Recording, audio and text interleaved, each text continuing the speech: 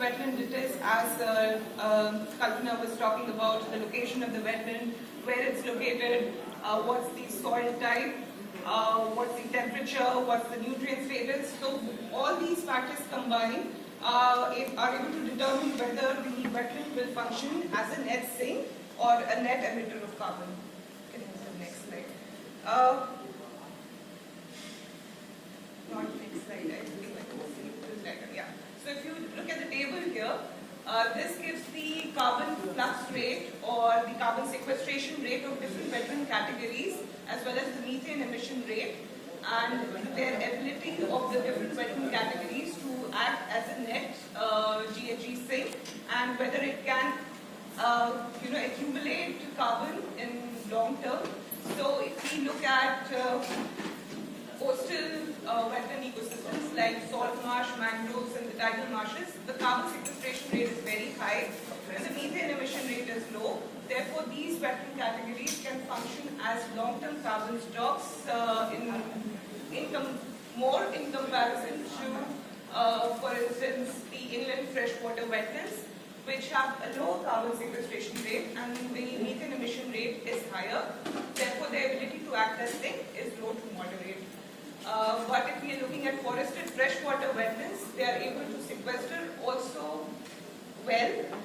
Their methane emission rate is moderate, and in long term they can function as a good carbon stock, carbon sinks. So, and if you look at this graph here, it's just to show a comparison of how the coastal wetlands like the salt marshes, mangroves and seagrasses, they sequester almost twice as much as the forests. So that's the potential of wetlands as carbon sinks. Now to look at their role in adaptation. Wetlands deliver climate benefits.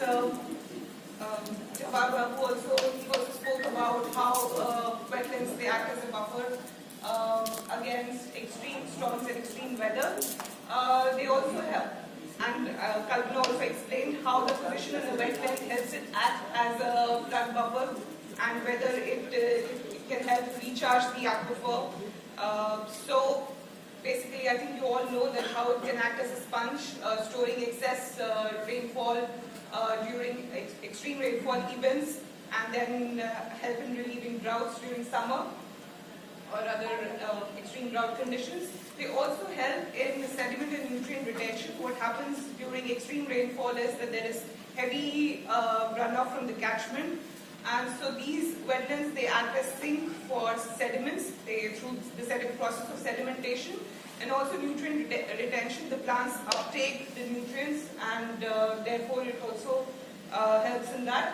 Wetlands also provide diverse and sustainable livelihood opportunities. So this is, this kind of provides a cushion in terms of the diversity of livelihoods which is offered, be it aquaculture, fisheries, tourism, which Minister was also talking about. So it's like the diverse opportunities in terms of various livelihoods helps in building the community's resilience against climate change.